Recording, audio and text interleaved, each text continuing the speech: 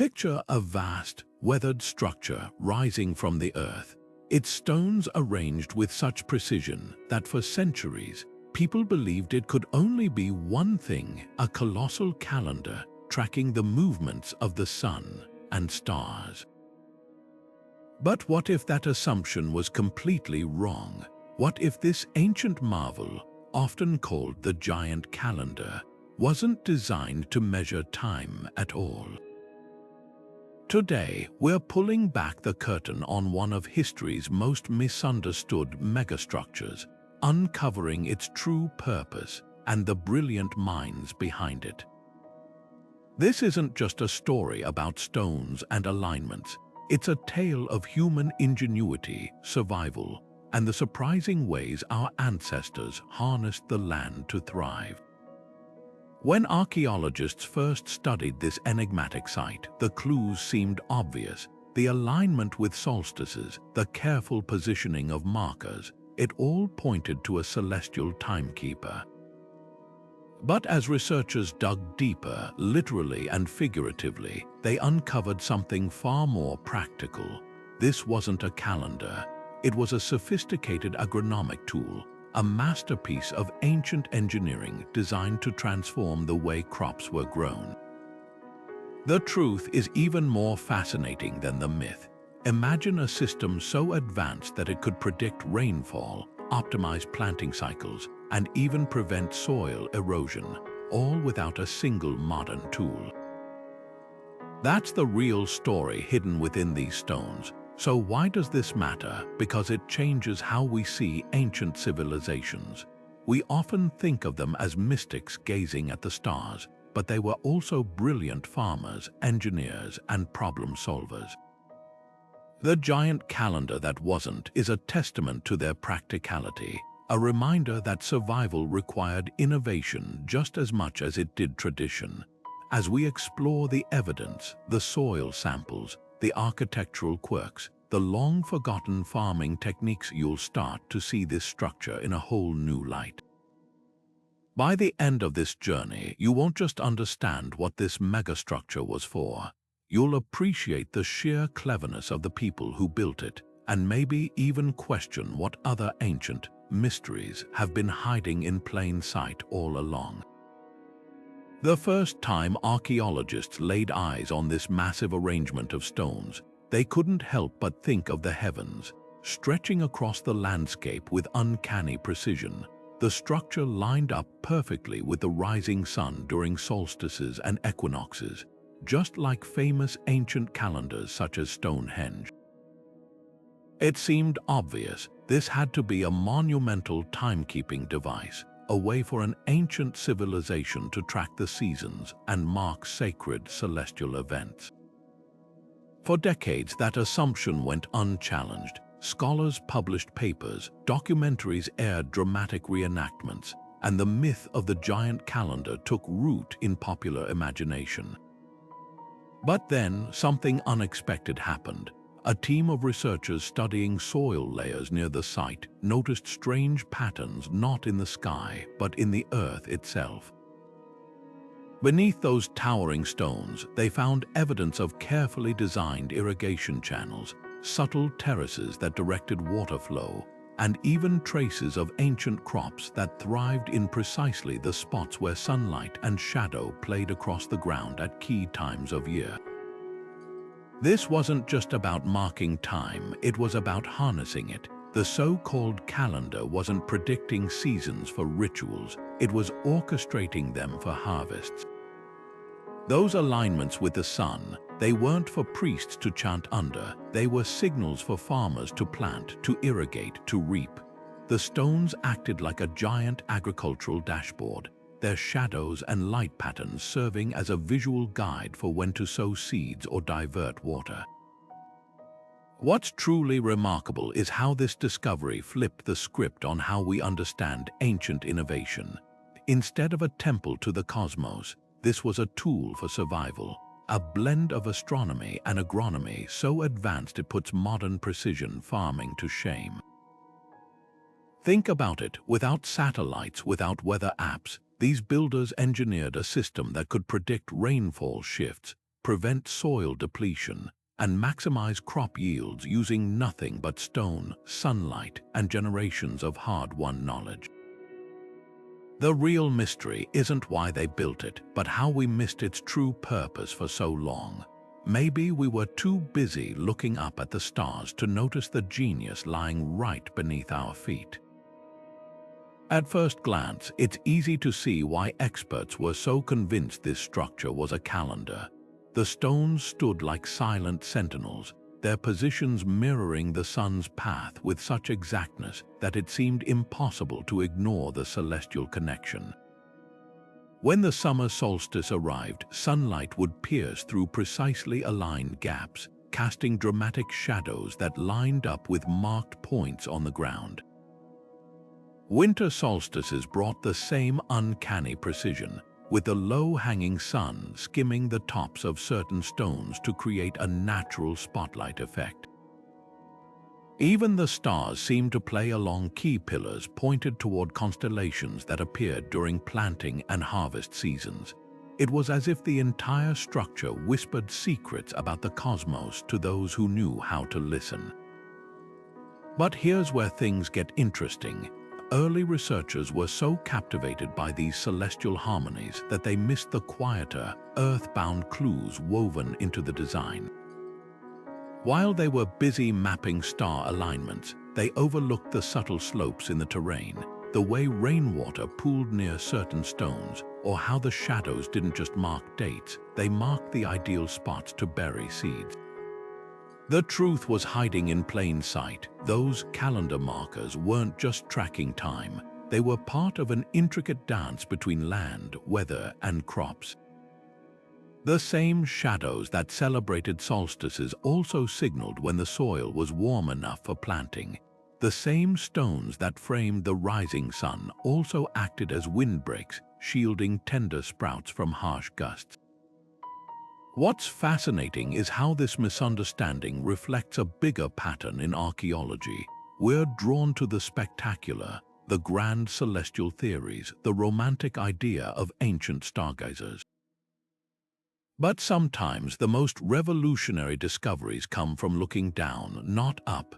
In this case, the real breakthrough happened when someone finally asked, what if these alignments weren't about predicting eclipses, but predicting rain? That shift in perspective changed everything.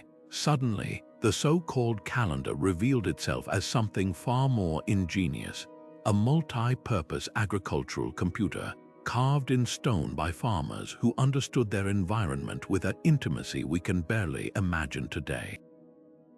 This isn't just a story about mistaken assumptions. It's a lesson in how easily we project our own fascinations onto the past. Modern archaeologists, steeped in the wonder of astronomy, saw a calendar because that's what resonated with them. But the builders, they were practical people solving practical problems. Their genius wasn't in charting the stars, it was in using the stars to chart a path to survival. Every alignment, every carefully placed stone served a dual purpose, blending celestial observation with soil science in a way that kept entire communities fed. That's the real magic here, not mysticism but mechanics, not a temple to the sky but a blueprint for working with it.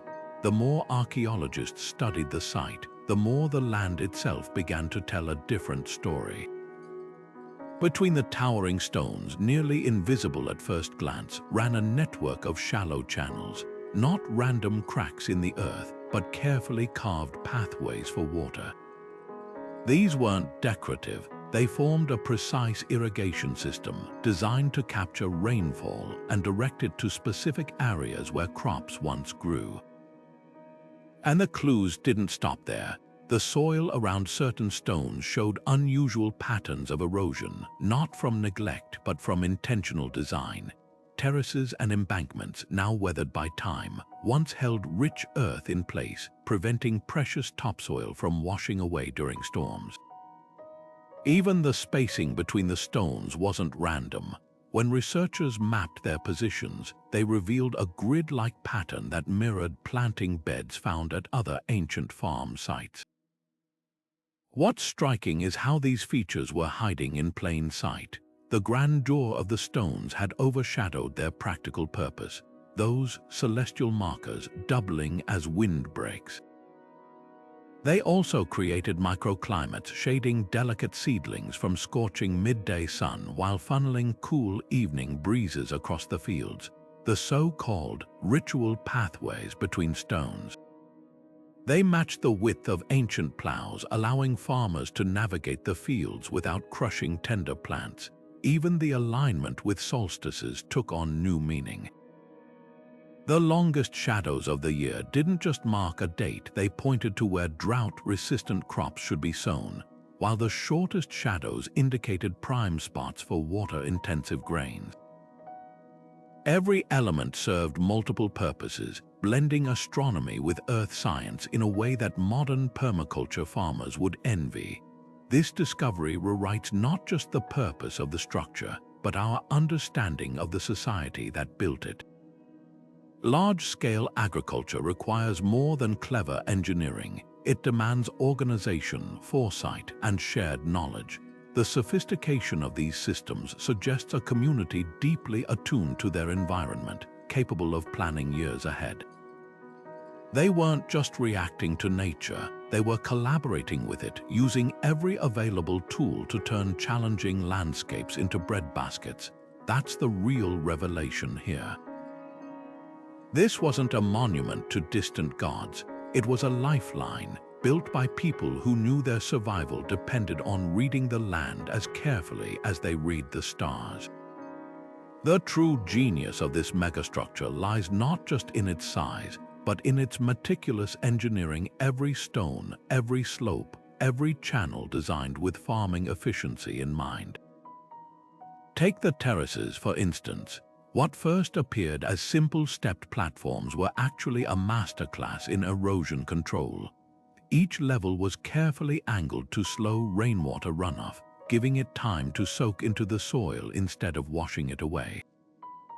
The builders even incorporated porous stones at key points, acting like natural filters that trapped nutrient-rich sediment while allowing excess water to drain. This wasn't just construction. It was soil conservation on a scale we'd struggle to replicate today without heavy machinery.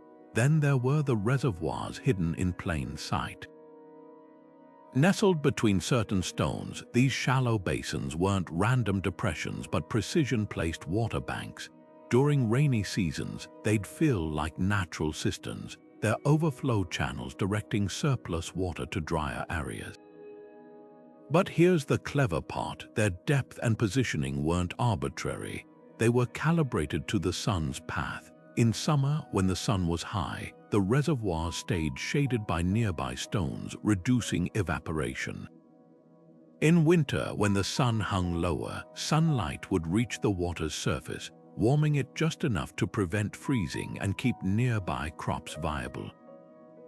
This wasn't just water storage, it was climate control carved into the landscape. The builders even accounted for microclimates. By arranging taller stones in specific clusters, they created windbreaks that shielded tender crops from harsh gusts while funneling gentle breezes to prevent fungal growth. Smaller stones, strategically placed, absorbed daytime heat and released it at night, protecting seedlings from frost. Every element served multiple purposes. A single stone might mark a solstice, divert runoff, and shelter young plants all at once. It's like they turned the entire structure into a Swiss Army knife of agricultural innovation. What's most humbling is realizing how little waste there was in this system. Modern farms often rely on external inputs, fertilizers, irrigation pumps, fossil fuels. But here, every resource was cyclical. Rainwater became irrigation, which nourished crops, which in turn stabilized the soil with their roots. Fallen leaves composted naturally into the terraces, replenishing nutrients without a single bag of synthetic fertilizer.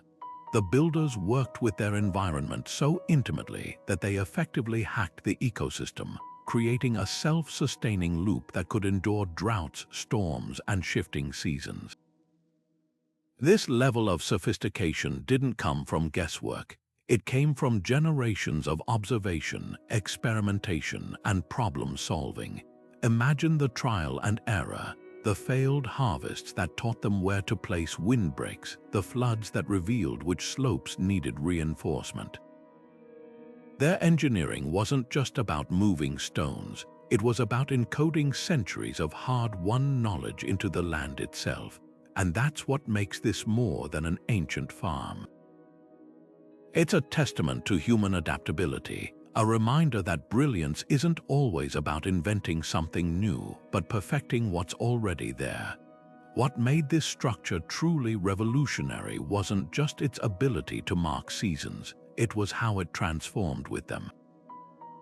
Think of it as the world's first smart farm, its stones and channels shifting roles as the year unfolded. During spring rains, those carefully angled terraces became water highways, funneling every precious drop to newly sown seeds. Come summer, the same stones that once directed floods now cast cooling shadows over tender shoots, their positions calculated to shield crops from scorching midday heat. And when autumn winds blew, the arrangement of monoliths acted like a giant wind maze, breaking gusts into gentle breezes that dried grain without scattering it.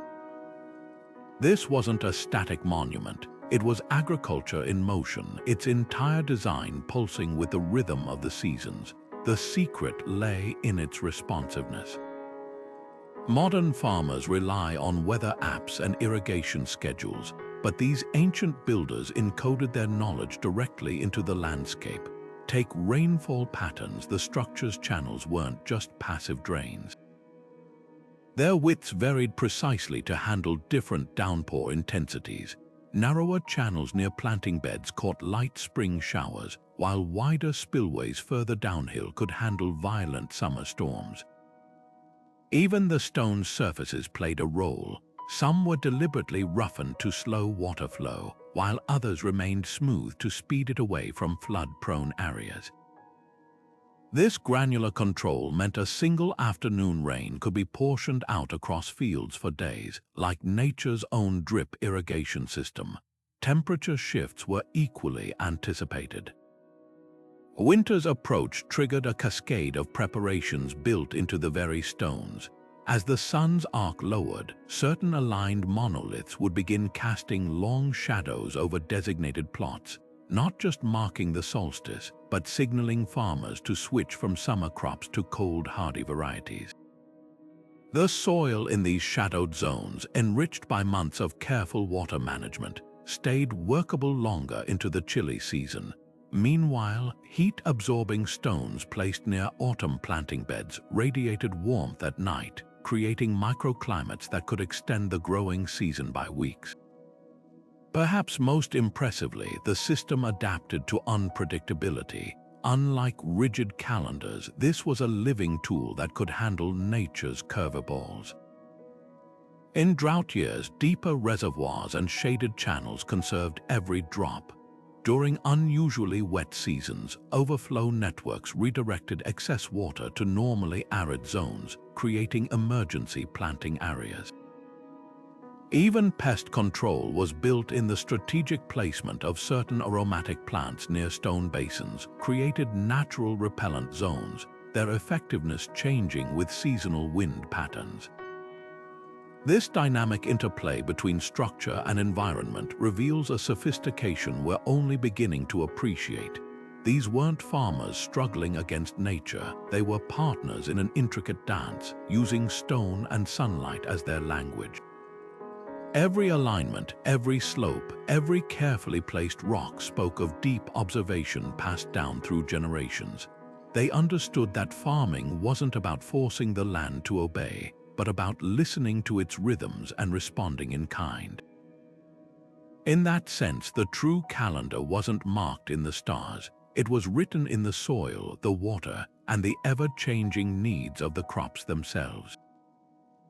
When we zoom out to see this megastructure alongside other ancient agricultural wonders, its true genius comes into sharp focus. Take the legendary terraces of Machu Picchu. those cascading steps carved into Andean mountainsides. Like our mystery structure, they weren't just about creating flat ground. They were climate controllers. The Incas built their terraces with deep gravel layers to drain excess water during rains and retain moisture during droughts, much like the porous stones in our site's irrigation channels. Both systems transformed challenging landscapes into fertile ground by working with nature's rhythms rather than against them. But here's the key difference. While Machu Picchu's terraces were fixed to their mountain, our megastructure was portable in function. Its stones could redirect water and shade to different plots as seasons changed, making it more dynamic than even the Inca's masterpiece. Then there's the rice terraces of Southeast Asia, often called the stairways to heaven. Like our structure, they mastered water distribution with astonishing precision. But where Asian paddies relied on constant human maintenance, farmers manually adjusting water levels, our ancient builders engineered a self-regulating system.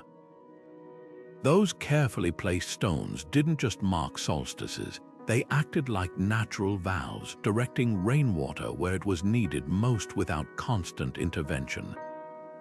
It's the difference between a manual dial and an automatic thermostat, both brilliant, but one anticipating needs the other required hands to meet. The Qanat systems of ancient Persia offer another striking parallel. These underground channels tapped groundwater and transported it for miles without evaporation, a marvel of desert farming.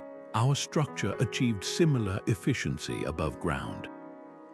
Instead of tunneling beneath the earth, its builders used stone alignments to create surface channels that minimized water loss while maximizing coverage, proof that different environments bred equally ingenious solutions to the same problem: how to coax life from stubborn land.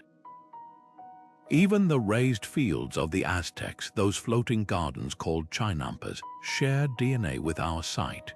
Both systems turned wetlands into fertile grids, but where the Aztecs built outward from lakes, our farmers worked inward from stone markers, creating a radial rather than rectangular design. The common thread, an intimate understanding of microclimates. Just as chinampas used canal water to regulate soil temperature, our structure's stones created thermal pockets, warming some crops while cooling others, all without modern technology. What's truly humbling is realizing these innovations sprang up independently across continents. From the Andes to Asia, from Persia to our mystery site, ancient farmers arrived at similar conclusions despite never exchanging ideas. That's not coincidence, it's the universal language of necessity. When survival depends on feeding your community, human ingenuity flourishes in remarkably consistent ways. Our structure wasn't an outlier, it was part of a global symphony of agricultural brilliance, each civilization composing its own variation on the same theme: how to dance with the earth instead of fighting it. This comparative lens does more than confirm the site's farming purpose. It elevates its builders into the pantheon of history's greatest agricultural innovators. They may lack the fame of Inca stonemasons or Aztec engineers, but their legacy is just as profound. While others built monuments to kings and gods, these anonymous farmers erected something more enduring: a monument to survival itself, stone by stone, harvest by harvest, generation by generation. And that's a story worth remembering. For decades, the astronomical alignments of this structure seemed too precise to be anything but intentional. The way certain stones framed the sunrise on solstices, the perfect symmetry with constellations, it all pointed to a civilization obsessed with celestial patterns. But here's the twist: what if those alignments were just happy accidents? Recent research suggests the builders weren't tracking the stars at all. They were tracking something far more down to earth: the perfect moments to plant, water, and harvest.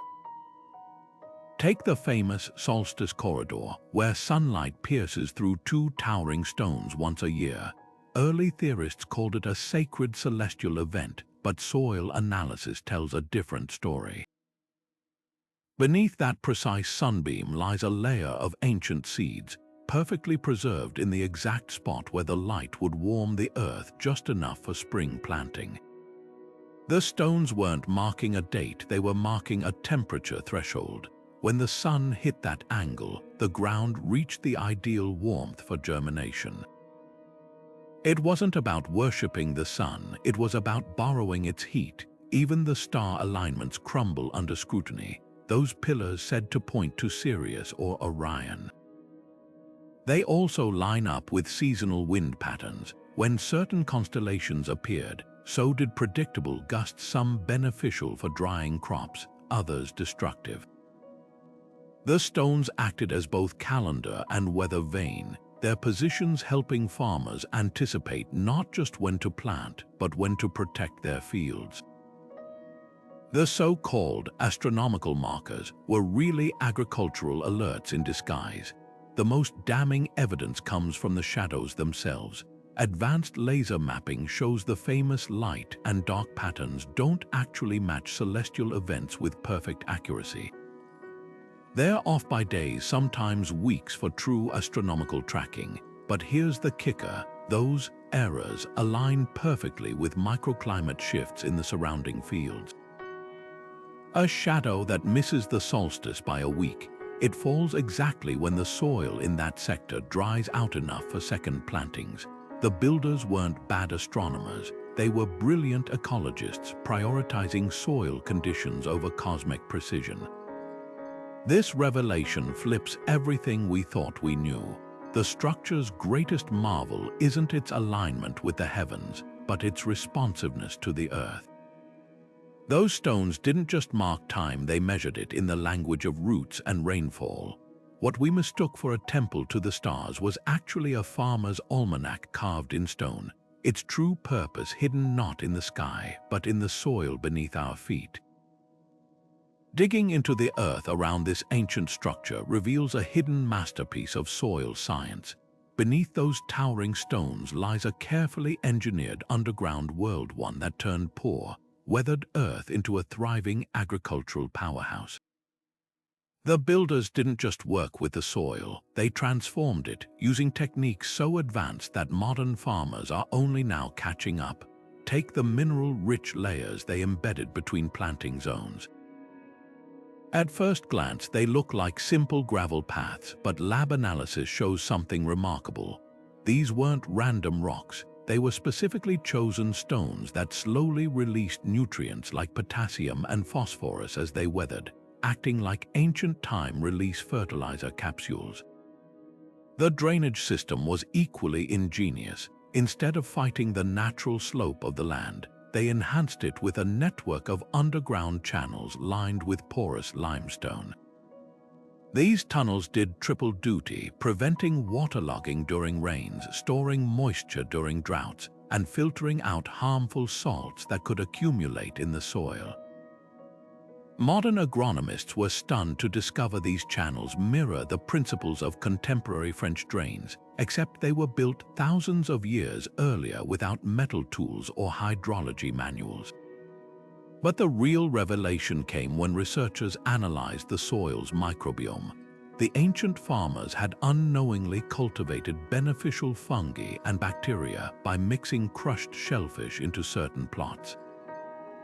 These natural additives created a symbiotic relationship with plant roots, boosting nutrient uptake and suppressing diseases, a primitive form of probiotic farming centuries before scientists understood microbes. Even crop rotation was baked into the design.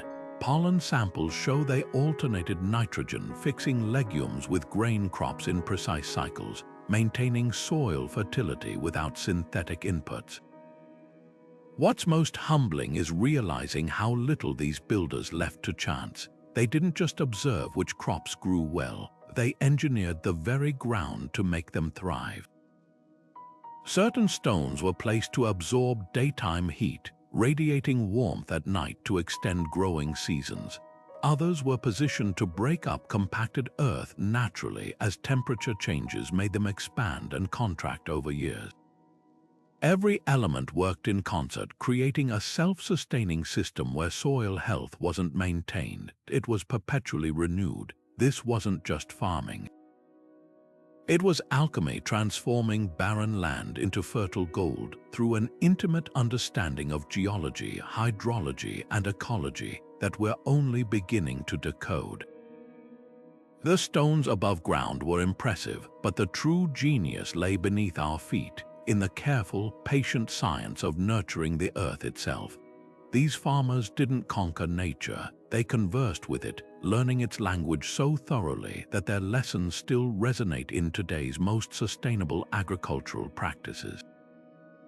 Water flowed through this ancient megastructure like blood through veins, meticulously channeled, perfectly timed, and utterly essential to its survival.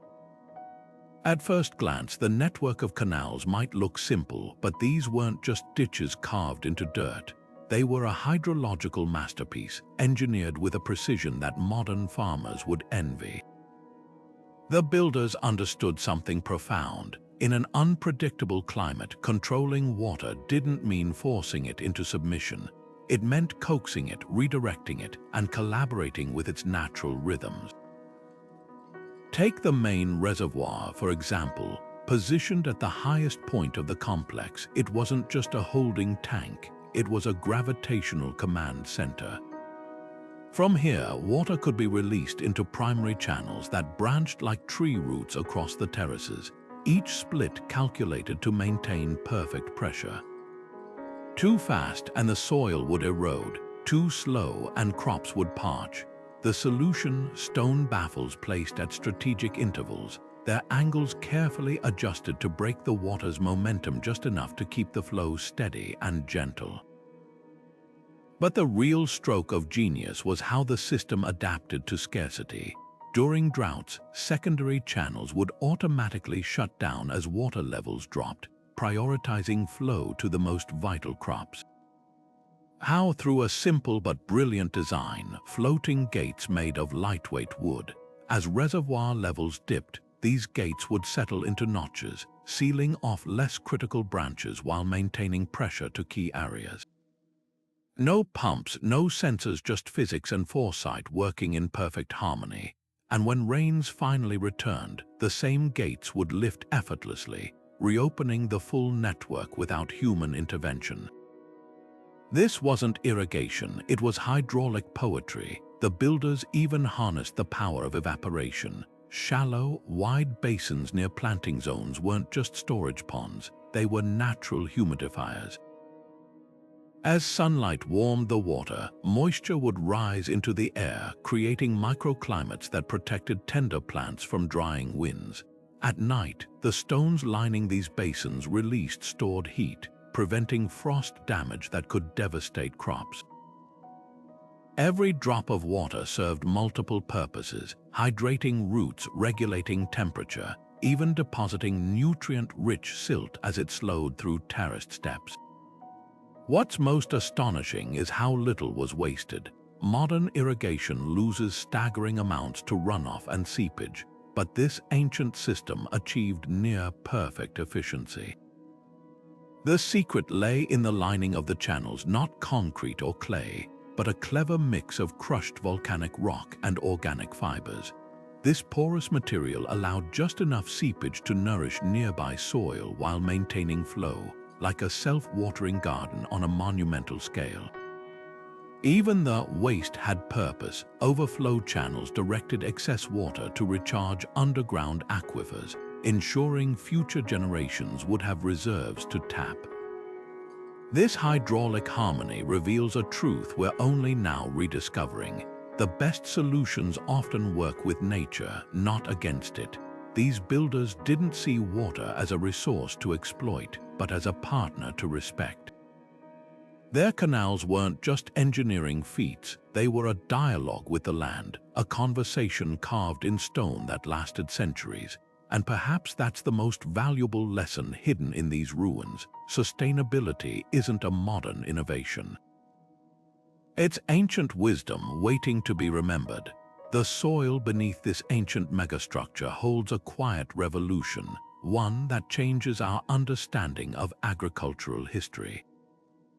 When researchers analyzed microscopic plant remains trapped in the earth, they uncovered something extraordinary: layers of alternating crops, perfectly preserved like pages in a farming manual written across centuries. One stratum would show dense traces of wheat, followed by a layer rich in lentil remnants, then clover, then back to wheat, a clear pattern of deliberate crop rotation practiced thousands of years earlier than previously documented. This wasn't random planting. It was a sophisticated system designed to keep the land fertile season after season, long before modern science understood why it worked.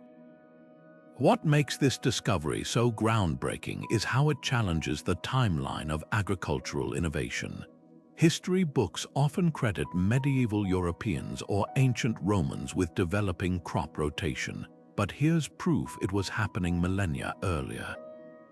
The builders of this structure didn't just stumble upon the technique, they mastered it. By switching between nitrogen-hungry grains and nitrogen-fixing legumes, they unknowingly harnessed soil chemistry to prevent depletion. They even included deep-rooted plants like lupines in the cycle, which naturally aerated compacted earth while bringing nutrients closer to the surface. This wasn't trial and error, it was observed, intentional, and brilliantly effective. The evidence goes beyond pollen samples. Soil chemistry tells its own story: distinct chemical signatures that rise and fall in perfect sync with the planting layers. In wheat years, phosphorus levels dip as the crop consumes it. Then comes the clover layer, where phosphorus rebounds while nitrogen spikes, nature's own fertilizer at work. Even more telling are the pest traces. Certain destructive beetles appear consistently in early wheat layers, then dramatically decline after lentils are introduced, proving these ancient farmers understood pest control through biodiversity long before it had a name. Perhaps most remarkably, this rotation system was perfectly calibrated to the structure's other innovations. The year's legumes appeared in the sequence always coincided with terraces that had extra water channels, smart hydration for thirsty nitrogen fixers. Grain years aligned with wind-protected plots where heavy seed heads wouldn't topple. Every element meshed together like gears in a watch, each rotation choice enhancing the others. This changes how we see ancient farming intelligence. These weren't primitive cultivators, they were ecologists who understood their land's rhythms on a cellular level. They noticed how certain plants left the soil tired while others revived it. They observed how crop sequences could break disease cycles and confuse pests. Most importantly, they encoded this knowledge into their very landscape, creating a self-renewing system that sustained generations. In those layered soils, we're not just seeing the birth of crop rotation, we're witnessing the dawn of sustainable agriculture itself, a legacy as enduring as the stones that tower above it. Moving these massive stones wasn't just a feat of strength, it was a symphony of social coordination. Imagine hundreds of workers hauling multi-ton rocks across rough terrain without beasts of burden or wheeled carts.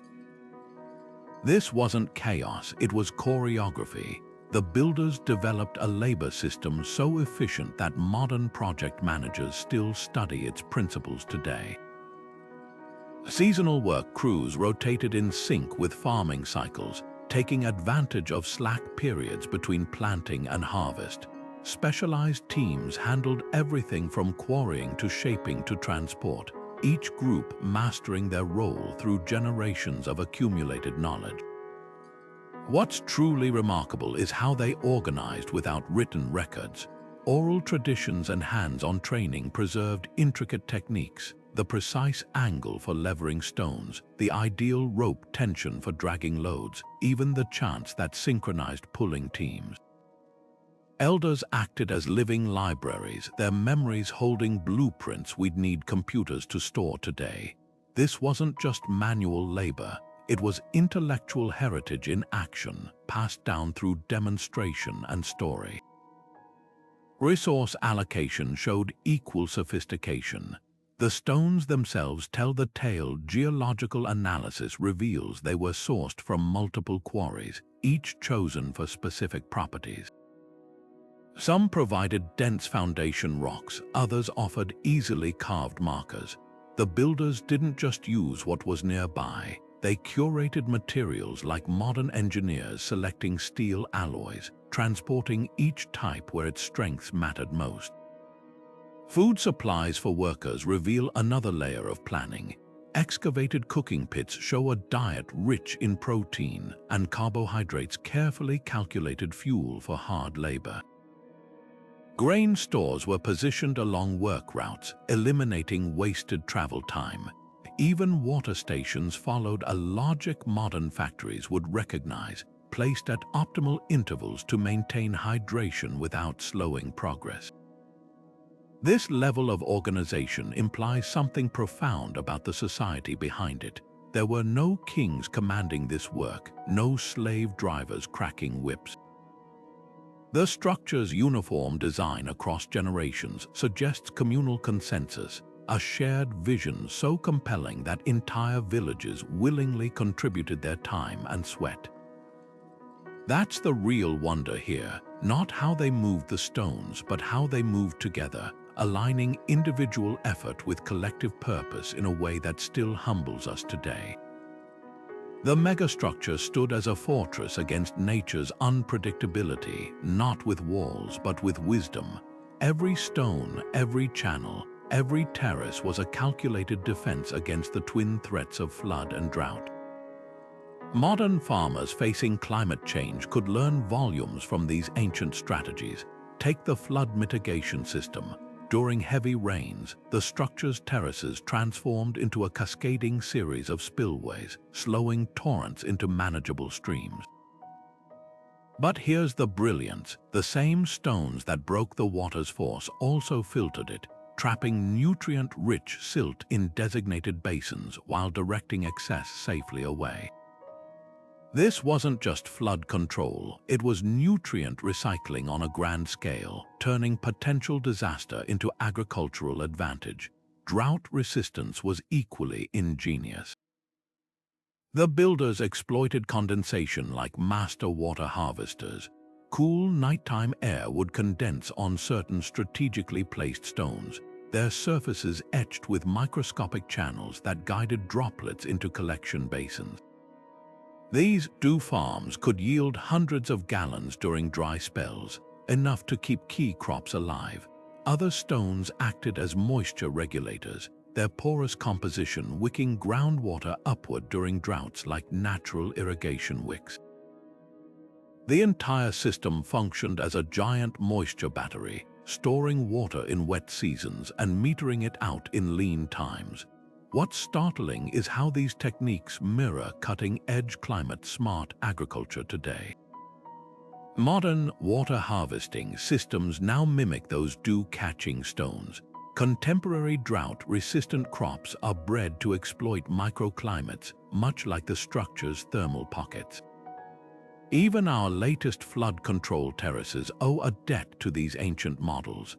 The difference, where we use sensors and algorithms, they used stone shadows and wind patterns. Their technology was observation honed over generations, an analog precision we're only now learning to appreciate. The most relevant lesson isn't in the techniques themselves, but in the philosophy behind them. These builders didn't design for a static climate. Their structure anticipated variability, its flexibility baked into every element. Channels could be widened or narrowed with movable stones.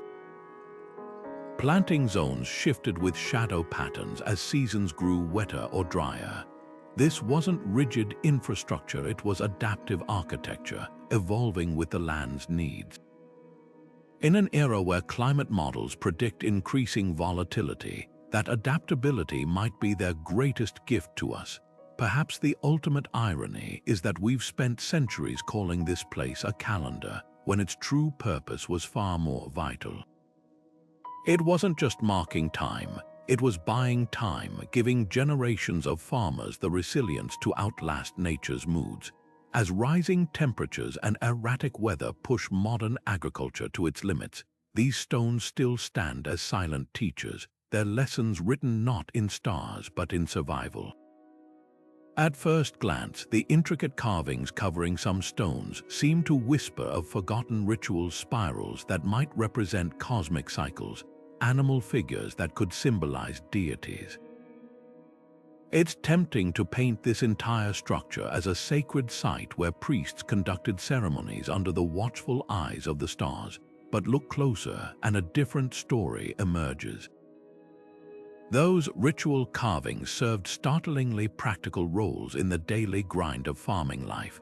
Take the famous spiral motifs, long assumed to depict celestial movements. When sunlight hits them at certain angles, their shadows transform into precise measuring tools, marking optimal planting depths for different crops based on the shadow's length. A farmer wouldn't need complex instructions. They'd simply wait until the shadow touched a specific groove in the spiral before burying their seeds. Even the animal carvings reveal their utilitarian secrets. The so-called sacred bull etched near water channels isn't just decoration. Its horns point to hidden diversion gates used during flash floods. When water reached a certain level, it would pour through the bull's nostrils, signaling workers to redirect flow before fields became waterlogged. Other animal figures align with seasonal insect migrations, their positions warning farmers when to expect pest surges. What we mistook for mythology was actually an agricultural manual carved in stone, blending art with instruction in a way that transcended language barriers. This duality extends to the few artifacts found on-site that do suggest ceremonial use, like the polished bone fragments some theorize were ritual tools. But instead of separating sacred from practical, they unite them. These ritual objects show where patterns consistent with grinding medicinal herbs used to treat crop blights. The same bowl that may have held offerings to gods also likely mixed natural fungicides. For these builders, the spiritual and the scientific weren't opposites, they were partners in survival. A prayer for rain wasn't just hope, it was the prelude to activating irrigation systems when clouds appeared. The true genius lies in how seamlessly symbolism served function. Those rows of carved dots, once called star maps, they're spaced exactly to measure optimal seed distribution when pressed into soil, the altar stone at the complex's center. Its flat surface doubles as a perfect threshing floor when harvest begins. Every presumed ritual element reveals a hands-on purpose upon closer inspection, proving these people didn't waste effort on decoration without payoff. Their artistry wasn't separate from their agriculture, it enhanced it, encoding generations of farming wisdom into shapes that were beautiful, memorable, and above all, useful. This revelation reshapes how we view ancient innovation. We often divide the past into sacred and practical, assuming civilizations progressed from superstition to science. But here, the two strands intertwine like roots in fertile soil. The carvings weren't just symbols, they were the user interface of a vast agricultural machine, their meanings as concrete as any modern instruction manual. When a farmer traced a carved fish during drought season, they weren't just praying for rain, they were following a coded reminder to open specific water channels that led to underground springs. The spiritual reinforced the practical, making survival techniques unforgettable through artistry. Perhaps that's the most profound lesson hidden in these stones. For all our modern divisions between science and symbolism, these builders knew a fundamental truth: knowledge sticks when it matters. By embedding critical farming techniques into visually striking carvings, they ensured their descendants would remember not just how to survive, but how to thrive. The stones don't ask us to choose between ritual and function. They show us how brilliance lies in the balance. The stones tell only half the story. What truly brought this agricultural system to life were the animals that worked alongside them. Recent excavations around the perimeter revealed something unexpected. A network of low stone walls forming precise enclosures, their floors layered with centuries of compacted hay and nutrient-rich waste. These weren't just pens, they were the missing piece of the fertility puzzle. Cattle and sheep rotated through these spaces in careful cycles, their manure systematically collected and mixed with crop residues to create compost that was then distributed across fields in sync with planting seasons. The arrangement was deliberate, each enclosure positioned downhill from terraces so winter rains would naturally wash nutrients into the soil below, a slow-release fertilizer system that required no modern machinery. But animals did more than feed the earth, they worked it, where patterns on certain stones tell a fascinating tale. Smooth grooves along the edges of fields match the width of ancient plow blades, but these marks curve in ways that suggest animal-drawn rather than human-pushed tools. The builders didn't just keep livestock, they partnered with them. Oxen likely pulled wooden ards through the soft soil between stones, their paths guided by strategically placed monoliths that prevented over-tilling. Even the spacing of these guide stones reflects deep understanding, positioned just far enough apart to allow teams to turn without compacting the soil, a detail modern farmers using tractor implements still struggle to perfect. The integration went deeper still. Analysis of tooth fragments found near storage areas reveals an ingenious fodder system. During abundant seasons, workers harvested specific grasses and woody plants that livestock would naturally avoid, drying and storing them in stone-lined silos. When winter scarcity came, these preserved emergency rations kept animals nourished, ensuring both their survival and a steady supply of manure for spring planting. The choice of plants was no accident. Many had natural deworming properties, showing these farmers understood animal health as intimately as crop cycles. Perhaps most remarkably, the animals themselves became living sensors. Ancient hoof prints preserved in mud layers show herds consistently gathering in certain sheltered areas just before storms, locations that later became official weather stations marked by carvings. The builders didn't just observe nature, they learned from every creature in their ecosystem, turning animal behavior into an early warning system for weather shifts. This wasn't farming with animals, it was farming through them, a collaboration across species that transformed the landscape. The stones provided the framework, but the livestock supplied the motion and renewal, their daily rhythms as much a part of the structure's genius as the monoliths themselves. In these ruins, we don't just see ancient agriculture at work, we see the roots of domestication's next chapter, where humans stopped seeing animals as resources and started recognizing them as partners in shaping the world. Surplus crops grown within this megastructure's ingenious system didn't just feed local mouths, they became the engine of an expansive trade network that connected distant cultures. Imagine baskets overflowing with drought-resistant grains, sacks of protein-rich legumes, and dried fruits preserved using techniques perfected over generations. These weren't just commodities, they were passports to prosperity, traded for materials the builders couldn't source locally. Excavations around the site tell this story through artifacts, shards of volcanic glass from mountains hundreds of miles away, seashells from coastal regions, even fragments of rare metals that must have traveled through countless hands to reach this inland hub. The scale of this trade becomes clear when you follow the crop's journey. Analysis of pottery residues reveals traces of oils and spices that couldn't have grown in the region, proof that local harvests were being exchanged for luxury goods. But the real smoking gun lies in the soil itself. Layers of foreign pollen preserved near storage areas show that traders brought not just goods, but their own foodstuffs, seeds and fruits from their homelands that took root briefly in this fertile ground. It's as if the earth kept a guestbook of every culture that came to trade, their botanical signatures preserved for millennia. What's fascinating is how the structure's design facilitated this exchange. Those wide processional paths between stones, they doubled as market thoroughfares during trading seasons, their surfaces worn smooth by countless footsteps. Strategic storage chambers near the perimeter held surplus harvests at the ready, their contents protected by the same microclimate control that preserved crops in the fields.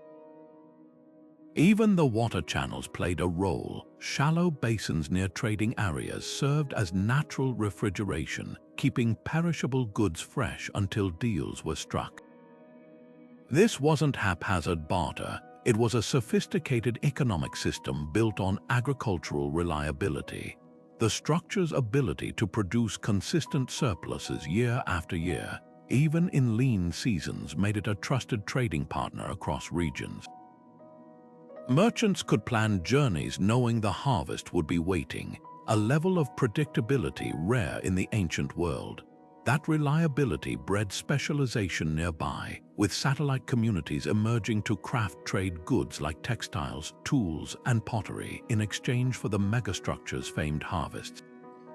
The trade connections reveal something profound about the builders' worldview. They weren't just feeding their community, they were weaving it into a larger human tapestry. Those seashells and volcanic glass weren't mere trinkets, they were the seeds of cultural exchange, carried back alongside crops to distant lands. With each traded bushel, ideas traveled too, agricultural techniques, artistic styles, maybe even languages blending at this crossroads of abundance. The stones may have anchored their fields, but their harvests built bridges that stretched far beyond the horizon. Even the most brilliant systems can falter, and the story of this megastructure's decline is as complex as its rise. For centuries, it thrived, feeding generations through its ingenious balance of stone, soil, and water. Then, gradually, the fields grew quieter, the channels silted up. The stones stood watch over empty terraces. What could have brought such a sophisticated agricultural network to its knees? The clues lie in the layers, both in the earth and in the fragments of history left behind. One compelling theory points to the very success that sustained it. Soil samples reveal a troubling pattern. As crop yields increased over centuries, so did traces of salinization. The irrigation system that once delivered life-giving water may have slowly poisoned the land with mineral buildup, a problem modern farmers still battle today. Unlike their ancestors who adapted to changing conditions, later generations might have doubled down on tradition, overwatering fields in drought years and accelerating the damage. The stones could redirect water, but they couldn't teach flexibility when knowledge grew rigid. Then there's the climate record. Core samples from nearby lakes show a dramatic shift in rainfall patterns around the time the structure was abandoned. The once reliable seasonal rains became erratic, sometimes vanishing for years, sometimes arriving in devastating floods. The system was designed for variability, but not for extremes. Those carefully calibrated channels couldn't handle monsoon-level downpours, while the dew-catching stones became useless during prolonged droughts. Nature, which had been their greatest ally, turned unpredictable. Social upheaval likely played its part too. Artifacts from the site's final centuries tell a story of strain, fewer trade goods, cruder repairs to irrigation channels, even evidence of conflict in the form of hastily built defensive walls. As harvests dwindled, so did the surplus that fueled their economy. The cooperative spirit that built the megastructure may have fractured under scarcity, with communities turning inward or dispersing in search of better land.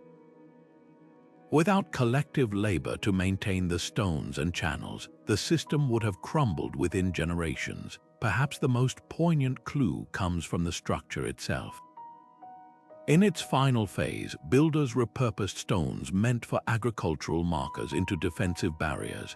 The same hands that once positioned monoliths to catch life-giving shadows now stacked them for protection. It's a powerful symbol. When survival became a daily struggle, the long-term wisdom of their ancestors gave way to immediate needs. The stones still stood, but their purpose had changed. This wasn't a sudden collapse, but a slow unraveling, a series of small failures that compounded over time. The true lesson isn't that the system failed, but that it endured for so long against mounting odds. Its decline mirrors challenges we face today: climate shifts, resource depletion, the fragile balance between tradition and adaptation.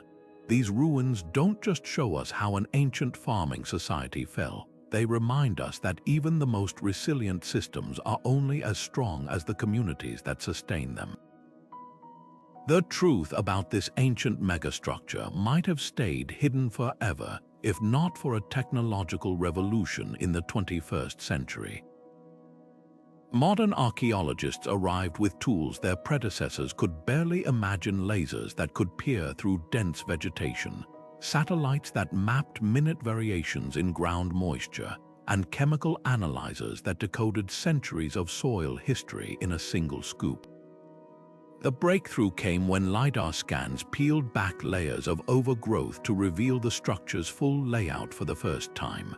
From above, the patterns leaped out: not just celestial alignments, but a sprawling hydrological network connecting every terrace, channel, and reservoir into a unified system. Suddenly, those ritual pathways between stones were exposed as precisely graded aqueducts, their subtle slopes engineered to move water with gravity's perfect efficiency. Soil analysis delivered an even bigger shock. Portable X-ray fluorescence devices detected traces of ancient crops in places no one had thought to look, not just near the stones, but in radial patterns extending far beyond the visible ruins. Chemical signatures showed deliberate fertilization cycles stretching back centuries, with nutrient spikes corresponding to specific planting layers. The biggest revelation: phosphorus levels were highest near certain carved symbols, proving what oral histories had long suggested: those markings weren't mystical glyphs, but practical indicators for where to spread nutrient-rich compost. Ground-penetrating radar then uncovered the structure's hidden nervous system, a web of underground channels linking reservoirs to planting beds. These weren't just drains, they were adjustable arteries with stone sluice gates that could be shifted to redirect water as seasons changed. Thermal imaging even revealed how certain monoliths absorbed daytime heat to warm soil at night, extending growing seasons in microclimates around their bases. Every scan, every soil core, every pixel of data chipped away at the calendar theory, replacing it with something far more profound: a living, breathing agricultural engine. Perhaps most humbling was how these high-tech tools confirmed what local farmers had whispered for generations. Their ancestors' stories spoke of stones that drank the sky to water crops, of shadows that told when to plant. Modern science didn't disprove these traditions, it validated them, revealing the sophisticated knowledge encoded in oral histories. The lidar scans and soil assays didn't just uncover an ancient farming system, they bridged a gap between cutting-edge technology and timeless wisdom, proving that sometimes the future helps us rediscover the past in ways we never expected. The final nail in the calendar theory came from algorithmic analysis, when researchers fed centuries of celestial data into modeling software. The structure's alignments failed to match significant astronomical events with consistent accuracy. But when they input regional weather patterns, the correlations were undeniable. Certain stones lined up with historic flood levels, their heights marking safe planting elevations during wet years. Others framed distant mountain passes where early snowmelt signaled irrigation adjustments. The builders hadn't been tracking stars, they'd been tracking survival, turning their entire landscape into a three-dimensional farmer's almanac. What makes this rediscovery so exhilarating is its timing. As modern agriculture grapples with climate change, these ancient solutions feel startlingly relevant. Those dew-catching stones, they're inspiring passive irrigation systems in drought zones today. The terraced flood controls, engineers are adapting their principles for modern watershed management. After centuries of misunderstanding, we're finally learning the structure's real lessons, not from gazing upward at imagined celestial connections, but from looking down, as its builders did, at the earth that sustains us all.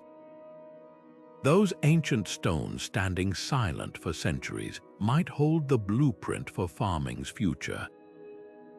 What if the solutions to modern agriculture's greatest challenges, droughts, soil depletion, erratic weather, were etched into these ruins all along?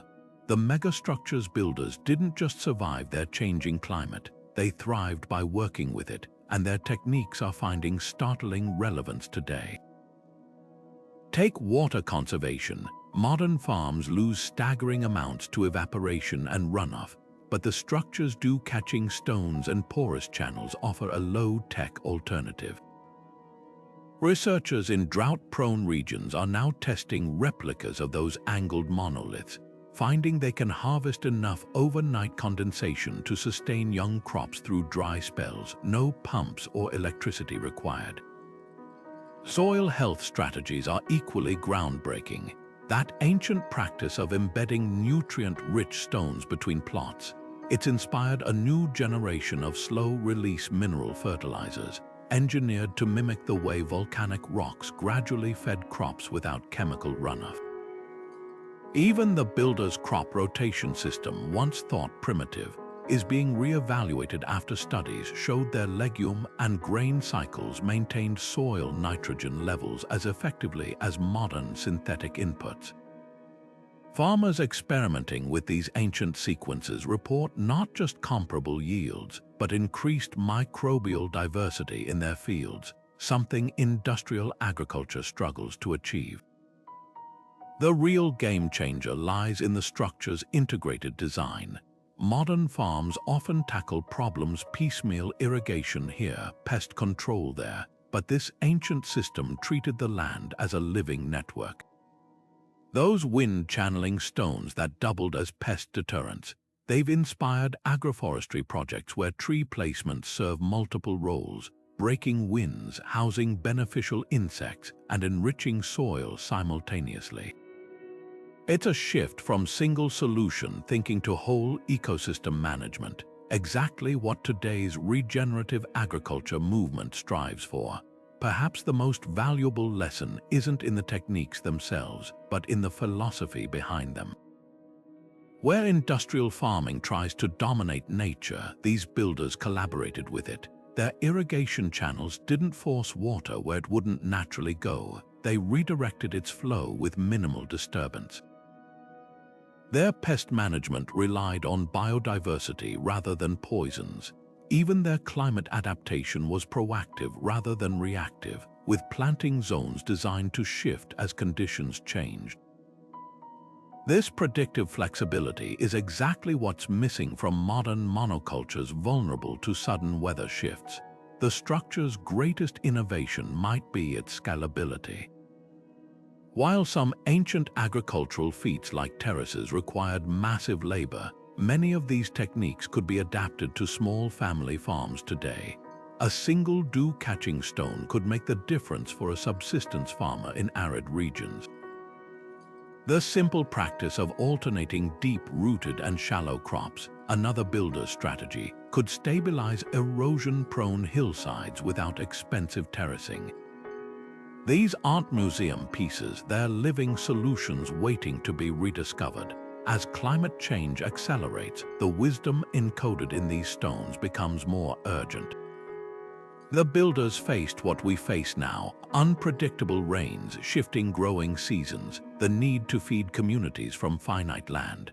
Their response wasn't to extract more from the earth, but to understand it better, to listen to the way water moved through stone, to watch how shadows marked soil readiness, to see the farm as part of nature rather than apart from it.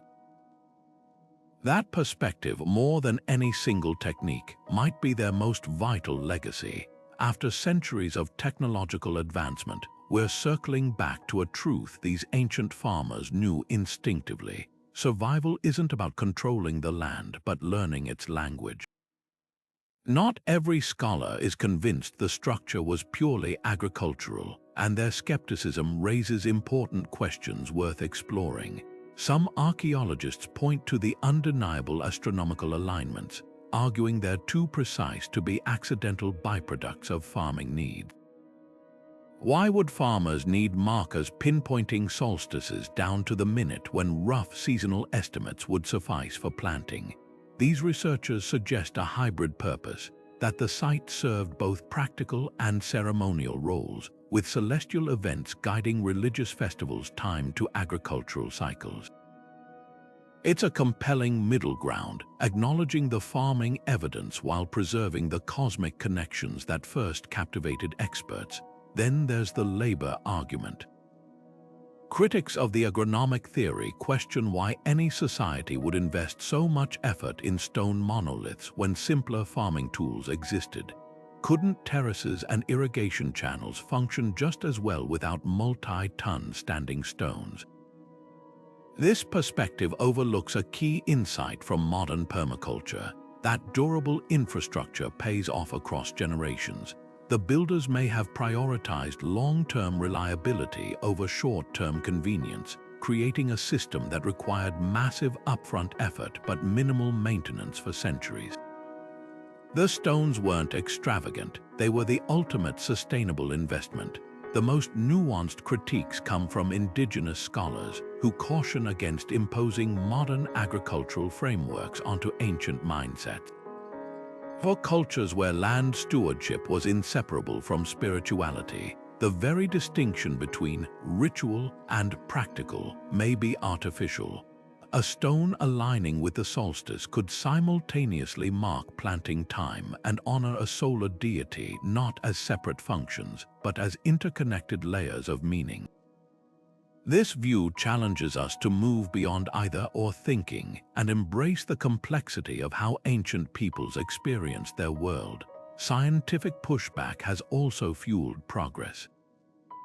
When botanists first contested the crop rotation evidence, it spurred more advanced pollen analysis that ultimately confirmed the alternating planting layers.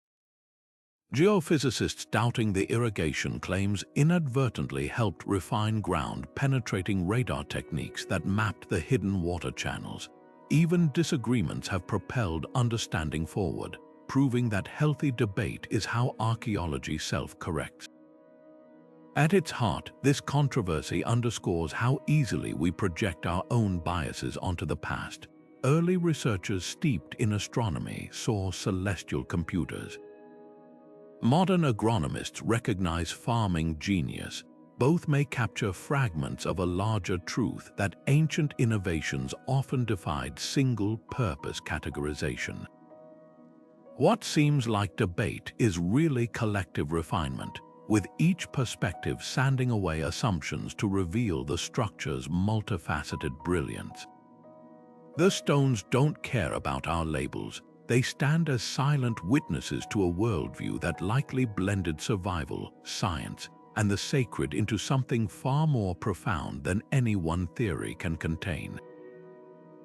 The stones speak volumes about the people who placed them not just as farmers, but as a society that placed food security at the heart of their collective identity. Unlike grand pyramids or towering temples built to glorify rulers, this megastructure was a monument to communal survival. Every aligned stone, every terraced slope broadcasts a simple truth. These builders measured their wealth not in gold or conquests, but in reliable harvests and full granaries. The sheer scale of their investment, generations hauling massive rocks into precise formations, reveals a culture that prioritized long-term stability over short-term spectacle. In a world where ancient elites often diverted resources toward personal glorification, this society channeled its greatest efforts into sustaining everyone. What's striking is how the structure's design reflects social values. The absence of grandiose carvings honoring kings suggests a flatter hierarchy where knowledge mattered more than individual power. Elders who understood soil chemistry and water flow likely held more influence than warriors.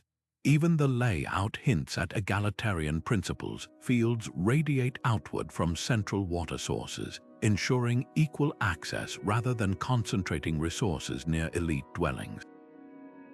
This wasn't a society where a privileged few feasted while others starved. The system only worked if everyone benefited. Their concept of time itself revolved around agriculture. While other cultures marked years by royal reigns or battles, these builders likely measured eras in planting cycles, not the 5th year of King so and so, but the 3rd harvest after the Great Drought. Seasonal shifts weren't just weather changes, they dictated communal rhythms, from coordinated planting to shared harvest festivals. The stones anchored their calendar, but crops dictated its meaning. The structure also reveals a profound intergenerational contract. Unlike projects completed within a single lifetime, this system required continuous refinement across centuries. Each generation built upon their ancestors' work, trusting their descendants would maintain it. That long-term thinking suggests a cultural memory stretching far beyond individual lifespans, a sharp contrast to today's quarterly profit mindset.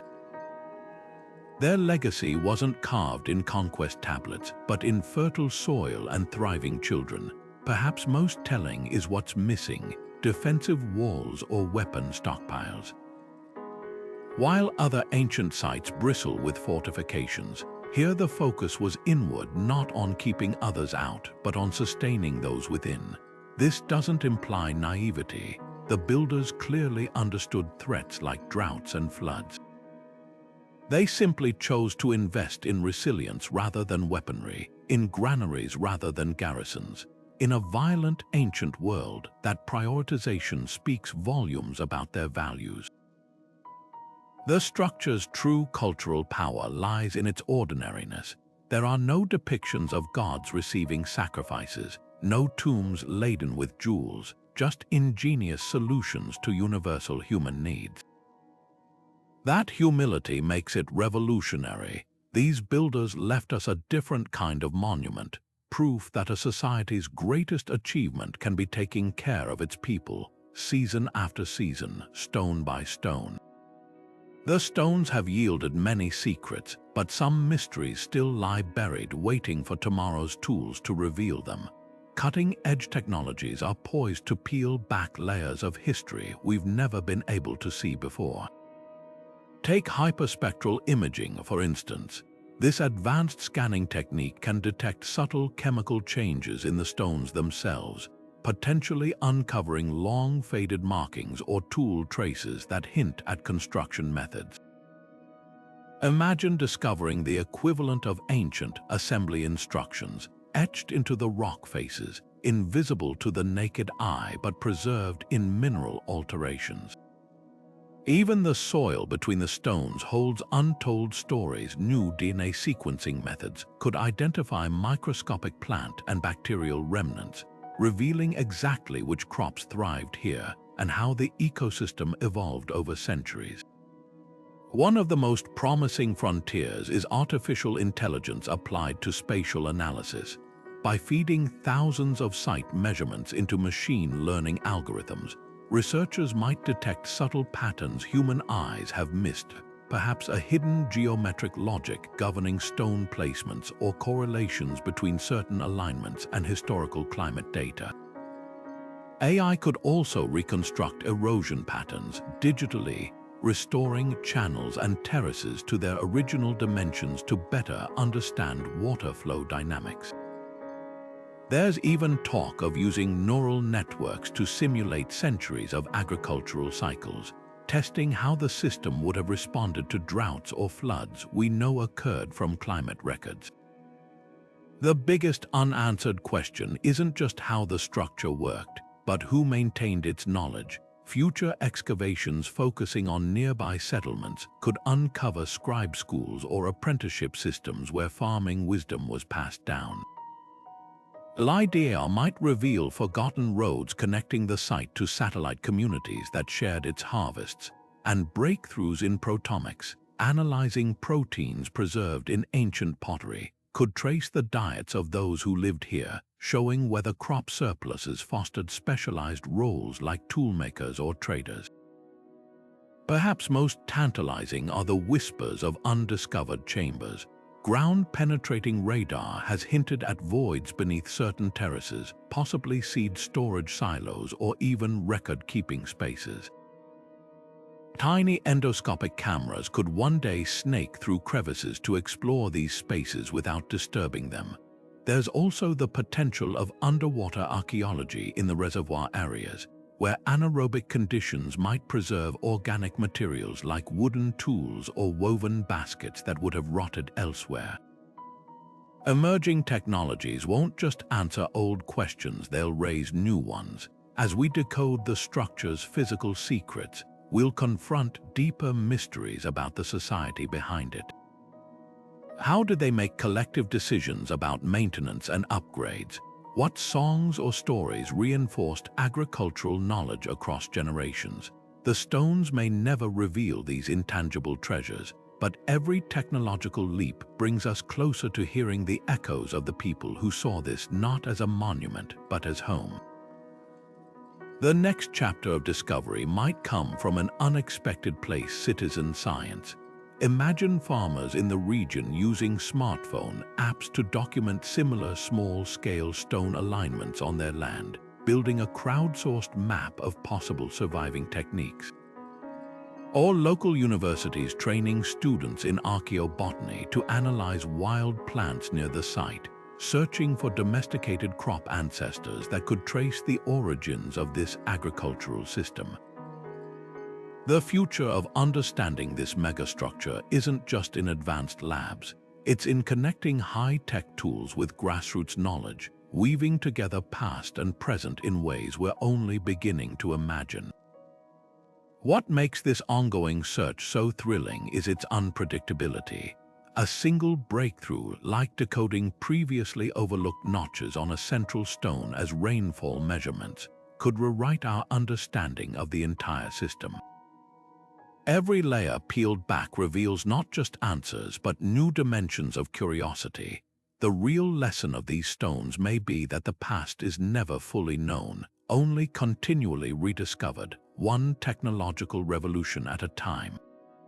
Step onto the sun-warmed stones today, and you can almost hear the echoes of centuries past. The rhythmic scrape of hose against soil, the splash of water filling channels, the murmur of farmers comparing shadow lengths on carved markers. Let's reconstruct this place at its peak, when every stone hummed with purpose. Picture the spring planting season. Workers move along terraces like a well-rehearsed orchestra, their actions timed to the sun's path. As dawn light slips between two monoliths, a farmer kneels where the beam touches the earth, pressing seeds into soil now warmed to the perfect temperature. Nearby, another adjusts a stone sluice gate with a wooden lever, redirecting meltwater from the mountains into a primary channel that branches into dozens of capillaries, each feeding a different crop zone. The stones themselves become active participants in the work. One towering monolith's shadow stretches toward a spiral carving, not just art but a depth gauge.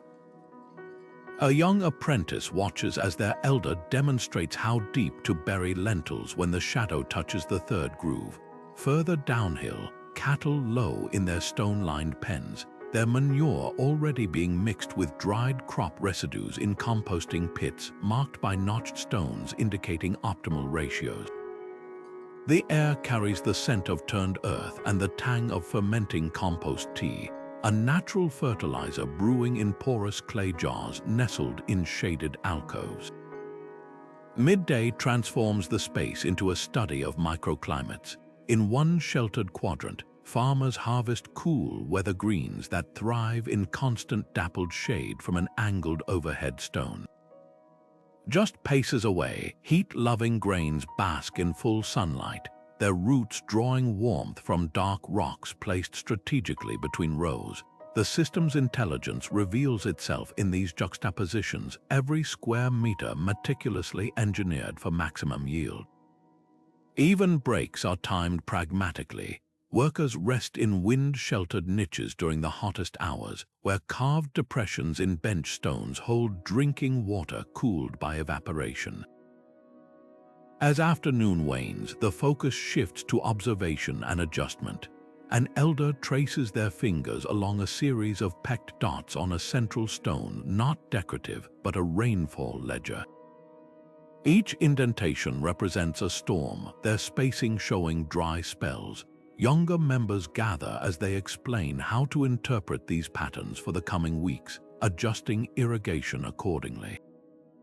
Nearby, someone tests soil moisture by pressing a carved bone tool into the earth. If it emerges with just 2 finger widths of dampness, the evening watering can be skipped. The stones serve as both tools and teachers, their very presence a continuous education in sustainable practice. Come evening, the structure's hidden brilliance emerges. As temperatures drop, heat-absorbing stones begin radiating warmth, creating invisible protective bubbles around late-season seedlings. Dew forms on strategically textured monoliths, their surfaces channeling droplets into collection basins for tomorrow's delicate seedlings. The final workers leave as twilight fades, their path lit not by torches but by reflective stones positioned to catch the last ambient light, an ancient safety feature. What we might mistake for a static arrangement of rocks was actually a living, responsive system, every element in flux with the needs of the crops and the people who tended them.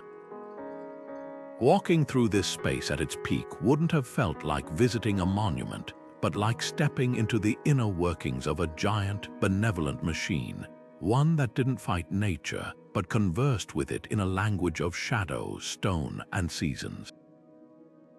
To truly grasp the genius behind this ancient agricultural marvel, we turn to those deciphering its secrets today: archaeologists with dirt under their fingernails and agronomists who speak the language of soil.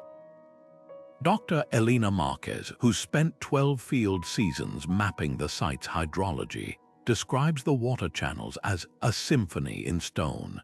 She explains how the builders exploited natural gradients with millimeter precision. They didn't just dig ditches, they choreographed water's dance across the land, using stone angles to slow torrents into gentle streams that nourished without eroding. Her team's 3D modeling revealed how seasonal adjustments were baked into the design.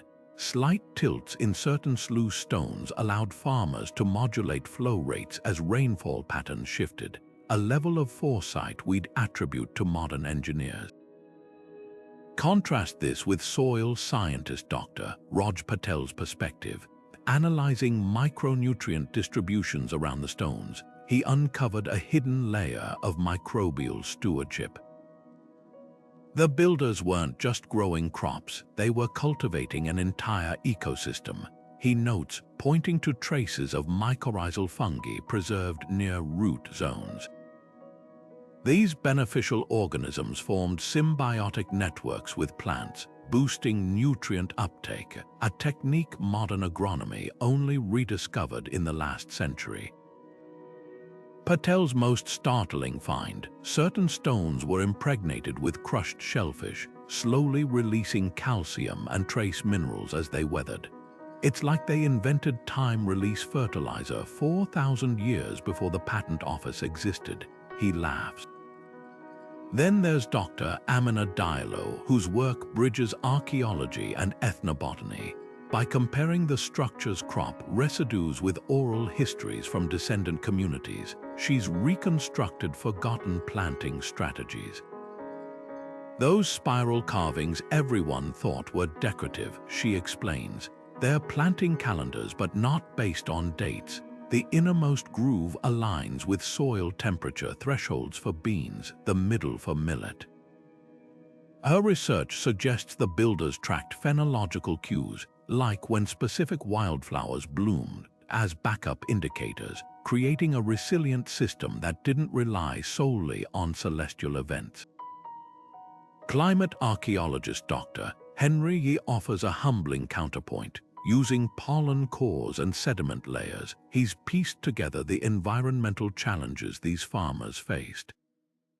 This wasn't built during some golden age of stability, Yee stresses. They contended with droughts that lasted decades, floods that reshaped valleys.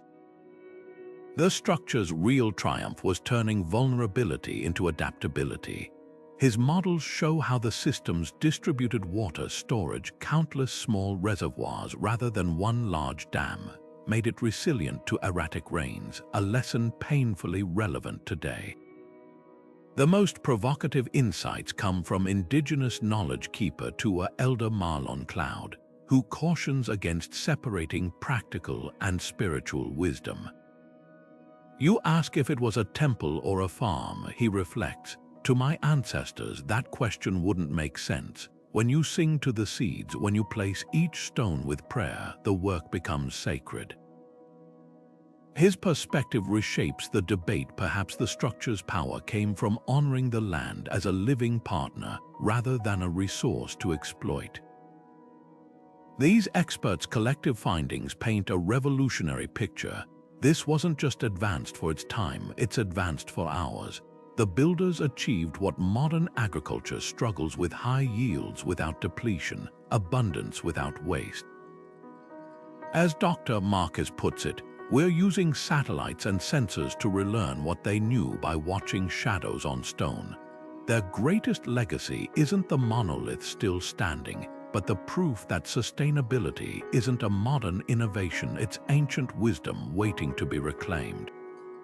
The myth of the giant calendar persists because we see ancient civilizations through the wrong lens, one clouded by our own modern obsessions. We live in an era of precise atomic clocks and digital calendars, so when we encounter monolithic structures aligned with celestial events, our first instinct is to project that timekeeping mindset onto the past. But this says more about us than the builders. Pop culture amplifies the misconception, with documentaries favoring dramatic shots of solstice sunbeams piercing through stone corridors over the quieter, dirt-streaked reality of agricultural innovation. Hollywood depictions don't help either. Think of those cliché scenes where robed priests chant beneath star-aligned monoliths, reinforcing the idea that ancient people were more concerned with cosmic mysteries than crop yields. Part of the problem lies in what archaeologists call astronomical bias. Early researchers, often trained in classical astronomy, tended to interpret alignments through that specialized knowledge. When you've spent years studying celestial navigation, every aligned stone starts looking like an observatory. This tunnel vision led to decades of overlooking simpler explanations, like how that sacred alignment might actually mark when to plant millet based on soil temperature rather than tracking Venus. The calendar theory also benefited from being more glamorous. Let's face it, ancient star-worshipping priests makes for better TV than ingenious farmers calculating irrigation angles. Misinformation spreads easily because the truth is often less intuitive. The idea that a massive structure could predict solstices feels profound and mystical, while the reality that it was an elaborate water distribution system requires deeper ecological understanding to appreciate. It's the same reason people still debate whether the pyramids were built by aliens rather than skilled laborers. we struggle to credit ancient societies with practical brilliance, defaulting instead to supernatural or overly complex explanations that stroke our own sense of superiority. Even terminology plays a role. Words like ritual, ceremonial, and sacred get overused in archaeology when function isn't immediately obvious. A stone basin becomes a libation altar until someone proves it was for soaking seeds. This language shapes public perception, priming us to see spirituality where there might just be smart engineering. The builders likely didn't separate the practical from the sacred. Their rituals may have been planting songs that doubled as mnemonic devices for crop rotations. The persistence of these myths reveals an uncomfortable truth. We're still catching up to ancient knowledge. Modern industrial agriculture, with its reliance on synthetic inputs and heavy machinery, has made us forget how sophisticated pre-industrial farming could be. When we see the structure's terraces, we assume they're crude steps rather than precision climate regulators. Its stones seem like mystical markers because we've lost the literacy of reading landscapes the way these builders did, where a shadow's length didn't mark a date, but signaled soil readiness, where bird migrations were as reliable as any calendar. What's ultimately at stake isn't just accuracy about one site, but how we value ancient ingenuity. Dismissing this as a mere farm instead of a calendar diminishes its true achievement, transforming challenging land into abundance through observation and adaptation. The real wonder isn't that they might have tracked stars, but that they did so much more with so much less. These stones don't need celestial mystique to be awe-inspiring. Their quiet, dirt-smart genius is miraculous enough. The giant calendar that wasn't does more than rewrite history. It redefines how we measure brilliance. These stones aren't just relics of a bygone era. They're mirrors reflecting a truth we've forgotten. Survival isn't about conquering nature, but collaborating with it. Think about the sheer humility in that design.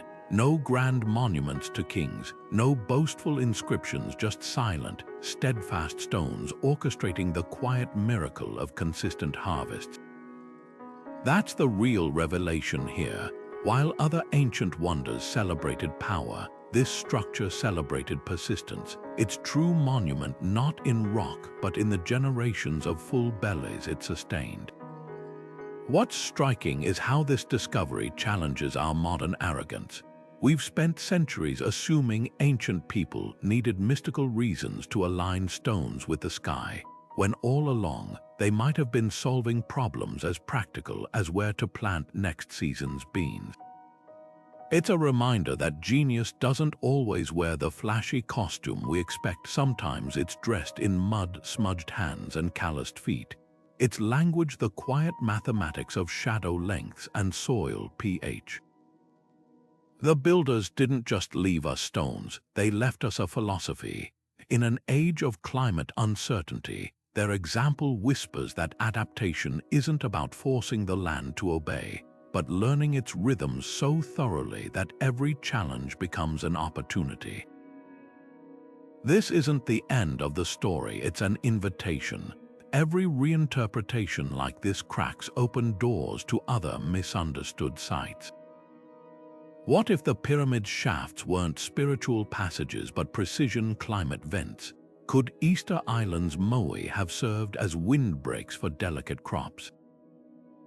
History is littered with structures we've labeled ceremonial simply because their practical purposes elude us. The real work begins when we peel off those assumptions like old labels and let the evidence speak for itself. Your perspective matters in this conversation. Down in the comments, tell us which ancient site you think deserves a fresh look. Is there a temple that might be a water filter? A so-called altar that could be an ancient weather station? Let's crowdsource our curiosity. And if this deep dive into agronomic ingenuity surprised you, share it with someone who thinks history is set in stone, because as we've seen, even the most stubborn assumptions can crumble under closer scrutiny. Don't forget to subscribe for more journeys into the past's hidden corners, where the next groundbreaking revelation might be hiding in plain sight, waiting for us to ask better questions. After all, the most exciting discovery isn't always what we find. It's realizing how much we've yet